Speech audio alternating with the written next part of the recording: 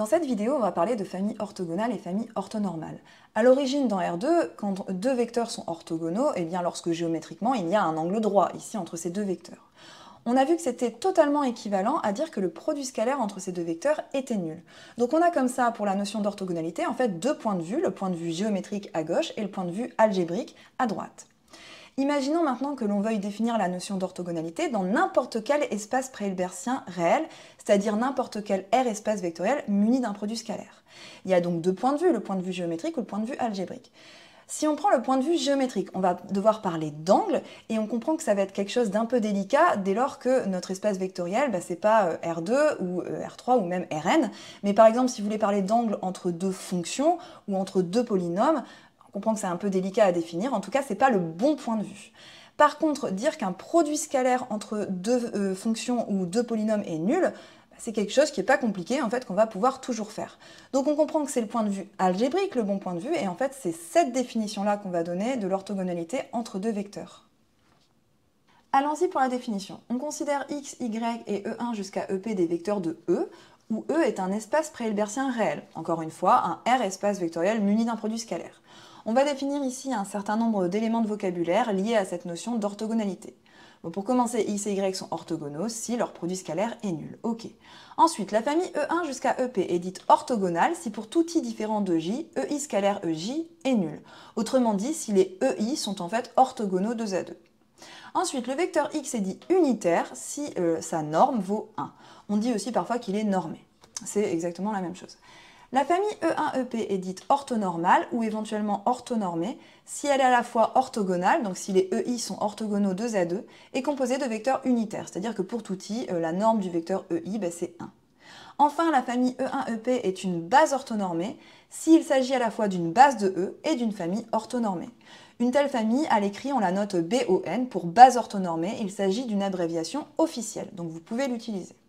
Petite remarque, il faut bien comprendre que toutes ces notions, elles dépendent du produit scalaire que vous choisissez. On sait que pour un même R espace vectoriel, on peut définir différents produits scalaires, en fait même une infinité, et deux vecteurs peuvent très bien être orthogonaux pour un produit scalaire et pas pour un autre. Regardez, pour vous en convaincre, on va se placer dans R crochet X et on va considérer deux produits scalaires différents. Le premier qui est l'intégrale entre 0 et 1 de P de t fois Q de t dt, et le deuxième qui est l'intégrale entre moins 1 et 1. Si je calcule les produits scalaires des polynômes 1 et x, donc pour le premier, ça va donner l'intégrale entre 0 et 1 de 1 fois t dt, c'est-à-dire t carré sur 2 pris entre 0 et 1, et ça vaut 1 demi. Donc dans R crochet x muni de ce produit scalaire-ci, les vecteurs 1 et x, ils ne sont pas orthogonaux, leur produit scalaire, il n'est pas nul. Si je calcule cette fois-ci avec le deuxième produit scalaire, ça donne t carré sur 2 pris entre moins 1 et 1, et ça vaut 0. Donc dans R crochet x muni de ce deuxième produit scalaire, là, les vecteurs 1 et x, sont orthogonaux. C'est exactement pareil pour les normes. Regardez, si je calcule la norme du polynôme 1, pour le premier produit scalaire, ça donne la racine de l'intégrale entre 0 et 1 de 1 au carré, donc 1, et ça vaut 1. Donc le vecteur 1, avec ce premier produit scalaire, c'est un vecteur normé.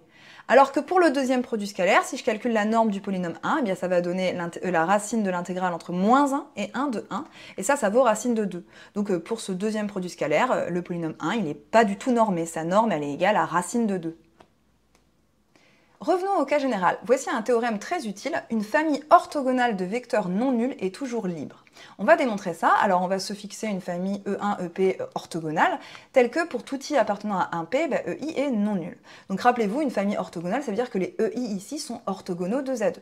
On veut montrer que cette famille est libre. Pour ça, on fait comme d'habitude, on prend P scalaire, les lambda i, et on suppose que cette combinaison linéaire-là est nulle. Regardez bien ce qu'on va faire ici, parce que c'est un mécanisme assez classique quand il s'agit de manipuler des vecteurs orthogonaux. On va effectuer le produit scalaire avec l'un des EI, par exemple ici E1. Ce qu'on obtient à droite, comme c'est le vecteur nul scalaire E1, ça vaut 0, le nombre 0. Et maintenant à gauche, par linéarité du produit scalaire, on obtient lambda 1 fois E1 scalaire E1, ça on sait ce que ça vaut, c'est la norme de E1 au carré, plus lambda 2 E2 scalaire E1, et ça c'est nul. Pourquoi? Parce que la famille des EI étant orthogonale, E2 scalaire E1 est nul. Plus etc., plus lambda P EP scalaire E1, et EP scalaire E1 est nul également. Finalement, on obtient lambda 1 fois la norme de E1 au carré égale 0, et c'est là qu'on va utiliser notre hypothèse que les vecteurs sont tous non nuls. La norme de E1 au carré est non nulle, puisque le vecteur E1, c'est pas le vecteur nul. On peut donc en conclure que lambda 1 est égal à 0. Voilà, donc en faisant le produit scalaire avec E1, on obtient que lambda 1 égale 0. Bien, on a compris ce qu'on allait faire. En fait, on va recommencer, faire le produit scalaire avec E2, puis E3, etc., pour avoir tous les lambda i nuls. Au niveau de la rédaction de cette démonstration, pour être efficace et éviter d'être répétitif en faisant le produit scalaire avec E1, puis E2, etc. jusqu'à EP, on va faire le produit scalaire avec EK pour K un indice quelconque entre 1 et P. Partons de notre combinaison linéaire nulle ici, et on a choisi de travailler plutôt avec le symbole sigma pour alléger les notations. Et effectuons le produit scalaire avec EK. À droite, ce qu'on obtient, comme tout à l'heure, c'est 0. Maintenant, à gauche, par linéarité, ça donne la somme des lambda i fois EI scalaire EK. Or, la famille des EI étant orthogonale, eh bien ça vaut 0 dès que i est différent de k. Pour i égale k, c'est EK scalaire EK, ça vaut la norme de EK au carré. Finalement, dans cette somme, il y a un seul terme non nul qui est celui d'indice i égale k, c'est-à-dire lambda k fois norme de EK au carré. Donc, ce terme vaut 0, et encore une fois, comme les EI sont tous non nuls, la norme de EK au carré eh bien, est non nulle, et on peut en déduire que lambda k égale 0. C'est gagné puisque ceci est vrai pour tout k appartenant à 1P, donc la famille est bien libre. Voici un autre théorème très utile qui concerne les familles orthogonales, c'est le théorème qu'on a appelé a posteriori le théorème de Pythagore. Vous allez comprendre pourquoi. Si une famille E1, etc. jusqu'à EP est orthogonale, alors la norme au carré de la somme des EI, c'est la somme des normes de EI au carré. Pourquoi on a appelé ce théorème comme ça? Bien parce qu'en fait, le théorème de Pythagore que vous connaissez depuis la 4e, c'est un cas particulier ici de ce théorème-là, le cas particulier où P égale 2 et où on est dans R2. Pourquoi? Bien regardez, que signifie ce théorème pour P égale 2? Il signifie précisément que si E1 scalaire E2 est nul, alors la norme au carré de E1 plus E2 est égale à la norme de E1 au carré plus la norme de E2 au carré. Regardez sur le dessin, ici on a représenté deux vecteurs E1 et E2 orthogonaux, donc c'est-à-dire avec un angle droit géométriquement entre les deux. Et notre égalité, à gauche, la norme de E1 plus E2 au carré, c'est la norme au carré de ce vecteur ici. À droite, la norme de E1 au carré plus la norme de E2 au carré, c'est la somme des normes au carré de ces deux autres vecteurs. Donc en fait, cette égalité signifie exactement que la longueur de l'hypoténuse au carré, dans notre triangle ici qu'on a colorié, est égale à la somme des carrés des deux autres côtés. D'où le nom de ce théorème. Alors maintenant, comprenons pourquoi cette formule est vraie. Pour cela, on va s'intéresser à cette quantité, c'est-à-dire la norme au carré d'une somme. La norme au carré de la somme des EI, par définition, c'est le produit scalaire, la somme des EI, scalaire, la somme des EI. Ok. Maintenant, par bilinéarité du produit scalaire, chacun des p-termes qui sont à gauche dans le produit scalaire va se distribuer sur chacun des p-termes à droite. On va obtenir une somme et une somme de p fois p, c'est-à-dire p carré terme. Alors ces p carré termes, on pourrait les séparer en deux types en fait. Les premiers, ils sont du type, on prend un vecteur EK à gauche et on fait son produit scalaire avec lui-même à droite. C'est-à-dire E1 scalaire E1 plus E2 scalaire E2, etc. jusqu'à EP scalaire EP. Ce sont ces termes-là qui donnent en fait la norme de E1 au carré, plus la norme de E2 au carré, etc., plus la norme de EP au carré, c'est-à-dire en fait ce qu'on a à droite ici dans notre formule. Ok. Maintenant, attention, il y a aussi tous les autres termes dans notre somme, c'est-à-dire ceux qu'on pourrait qualifier de croisés. Le premier d'entre eux étant E1 scalaire E2. Eh bien ça vaut 0. Pourquoi? Parce que la famille, elle est orthogonale. Et c'est bien pour ça que ça va marcher, en fait. C'est parce que pour tout i différent de j, eh bien EI scalaire EJ est nul. Donc en fait, tous les autres termes croisés dans notre somme, ici, ils sont tous nuls. On obtient bien que la norme au carré de la somme, eh bien c'est la somme des normes au carré. Cette démonstration, on va la refaire, mais en utilisant ici que des symboles sigma. Déjà parce que c'est important que vous sachiez manipuler ce genre de choses, et vous allez voir en plus ça va mettre en évidence des difficultés quand on utilise ces symboles sigma qu'il faut avoir vu. Allons-y, la norme au carré de la somme des EI, par définition, on a dit que c'était la somme des EI scalaire elle-même, mais regardez dans cette deuxième somme, en fait on n'a pas utilisé le même indice de sommation, on a mis J ici. Il est vraiment indispensable de ne pas mettre le même indice de sommation, vous allez comprendre pourquoi juste après. Commençons par utiliser la linéarité à gauche du produit scalaire, ça donne la somme pour i allant de 1 à p de EI scalaire, la somme sur j des EJ. Ok. Ligne suivante, on a la somme pour i allant de 1 à p, et ici chacun de ces produits scalaires, si j'utilise cette fois la linéarité à droite, ça me donne la somme pour j allant de 1 à p de EI scalaire EJ. Voilà, regardez, c'est ici qu'on comprend pourquoi on ne peut pas utiliser le même indice de sommation. Sinon, vous allez avoir une somme sur i d'une somme sur i avec ces i qui ne veulent pas dire la même chose. Enfin, il y a un conflit de notation. Petite remarque, on est passé par la linéarité à gauche puis la linéarité à droite. Vous pouvez très bien passer de là à là en utilisant directement la bilinéarité. Mais faites très attention justement à cette histoire de conflit de notation. Donc on n'utilise pas le même indice de sommation. Continuons le calcul. EI scalaire EJ. Étant donné que la famille est orthogonale, eh bien ça vaut 0 dès que I est différent de J. Donc finalement, dans cette somme ici qui est indexée par J, il y a un seul terme qui est non nul, c'est celui pour lequel J vaut I, c'est-à-dire EI scalaire EI. Donc j'ai la somme pour I allant de 1 à P de EI scalaire EI, et c'est donc bien la somme des normes de EI au carré, et on a fini notre démonstration. On arrive au moment le plus important de cette vidéo, puisqu'on va parler de quelque chose qui va s'avérer extrêmement utile par la suite, c'est-à-dire les bases orthonormées. Considérons la famille des EI une base orthonormée de E. Je vous rappelle ce que ça veut dire que la famille des EI est une base de E, et c'est aussi une famille orthonormée. Ça veut dire que les vecteurs EI sont orthogonaux 2 à 2 et ils sont aussi de norme 1, normés. Considérons maintenant un vecteur X. Dans cette base, on peut le décomposer comme la somme des xi EI avec xi qui sont les coordonnées du vecteur X. Jusque-là, rien de nouveau, on a juste exprimé le fait que la famille des EI est une base de E. Maintenant, la spécificité de la famille, le fait que cette base soit orthonormée, c'est que pour tout k appartenant à 1p, eh bien on va pouvoir exprimer la kème coordonnée de x, c'est-à-dire xk, comme un produit scalaire. C'est en fait le produit scalaire de x avec ek. Pour voir pourquoi c'est vrai, c'est pas compliqué, on va juste effectuer le produit scalaire x scalaire ek et voir qu'on tombe bien sur xk. Allons-y. On écrit x comme la somme des xi EI et on effectue le produit scalaire avec ek. Par linéarité, on obtient ceci, et vous commencez un peu à avoir l'habitude des raisonnements sur les familles orthogonales. Tous ces produits scalaires-là sont nuls, puisque la famille est orthogonale. Il y a un seul produit scalaire qui n'est pas nul, c'est ek scalaire ek, qui vaut la norme de ek au carré.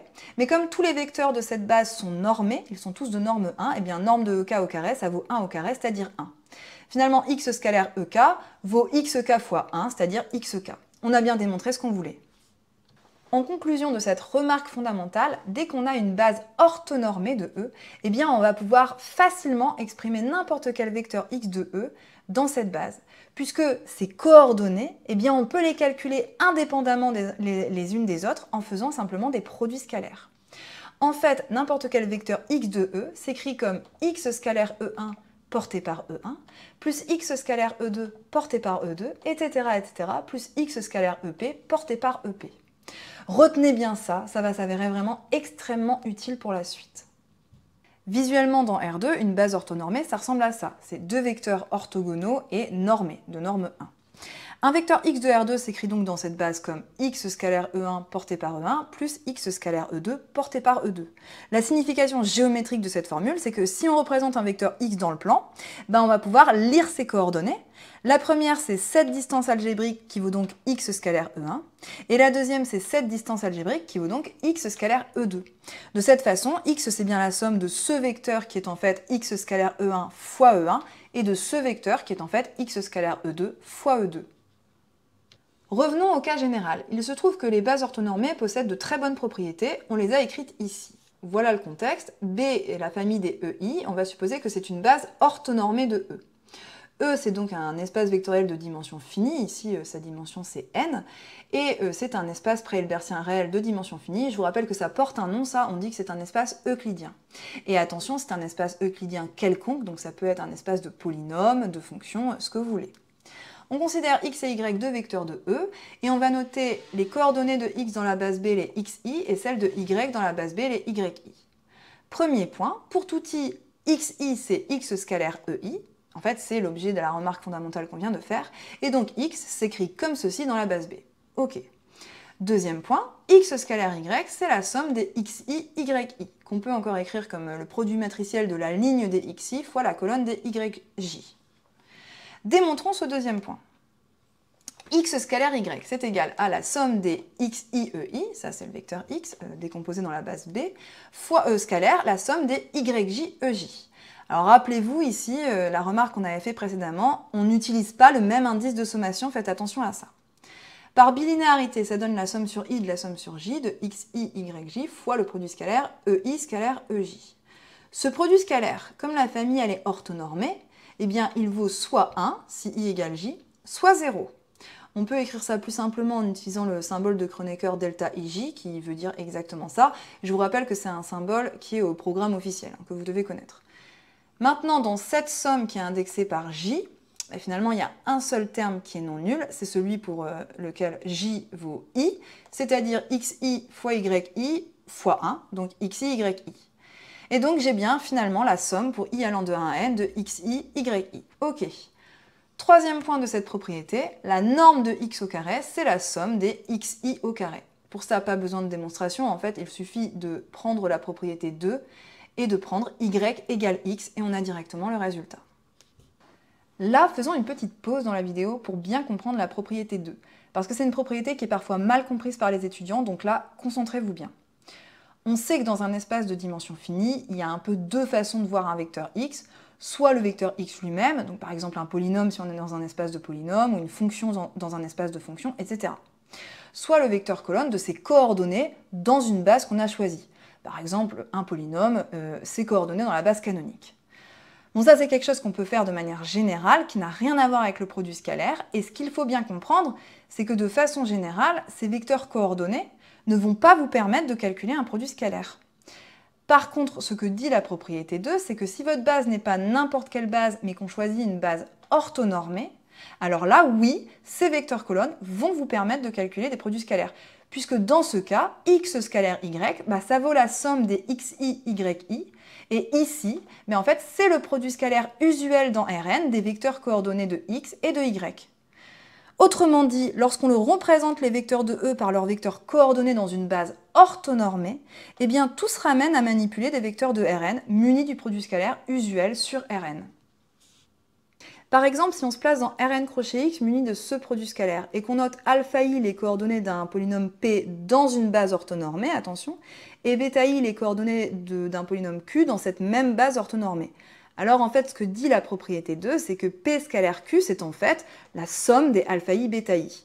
Donc on comprend bien à quel point c'est puissant, parce qu'ici, ce produit scalaire, qui n'est pas du tout une somme à la base, mais qui est défini comme une intégrale, eh bien on peut l'exprimer comme une somme dès lors qu'on connaît les coordonnées des polynômes P et Q dans une base orthonormée. Attention, petit piège dans lequel il ne faut pas tomber, la base canonique de Rn crochet x, c'est pas du tout une base orthonormée pour ce produit scalaire. Regardez, quand on fait xi scalaire xj, ça donne l'intégrale entre 0 et 1 de t puissance i fois t puissance j dt, c'est-à-dire t puissance i plus j. Et ça vaut 1 sur i plus j plus 1. Mais donc ça vaut pas du tout delta ij, puisque c'est pas nul lorsque i est différent de j et égal à 1 lorsque i égale j. Donc la base canonique, ce n'est pas une base orthonormée. Ça nous amène à une question naturelle à laquelle on va répondre dans les prochaines vidéos, qui est: comment on fait pour trouver une base orthonormée dans un espace euclidien quelconque?